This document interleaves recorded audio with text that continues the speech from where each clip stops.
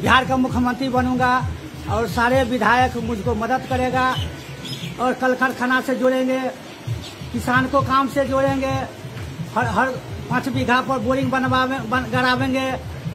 नमस्कार, आप देख रहे हैं मिथिला दस्तक और सबसे बड़ी खुलासा और दिलचस्प मुद्दा हम आपके सामने रखने जा रहे हैं।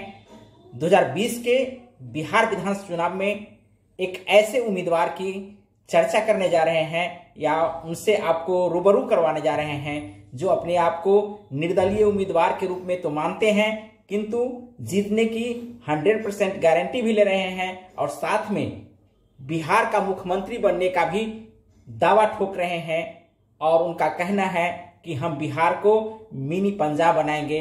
ऐसे शख्स से हम आपको मिलवाने जा रहे हैं। मधुबनी जिला के हरलाखी विधानसभा के निर्दलीय उम्मीदवार हैं और उनका कहना है कि हमारी टक्कर वहां के वर्तमान विधायक और महागठबंधन के उम्मीदवार रामनरेश पांडे से सीधी है और जीत हमारी सुनिश्चित है।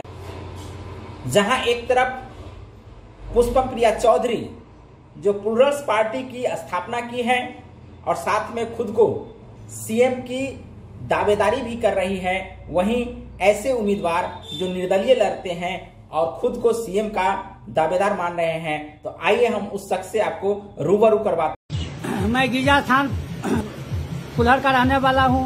हरलाखी विधानसभा से निर्दलीय उम्मीदवार के रूप में लड़ूंगा। सारे हरलाखी विधानसभा की जनता मुझे वोट देगी, मैं जीतूंगा।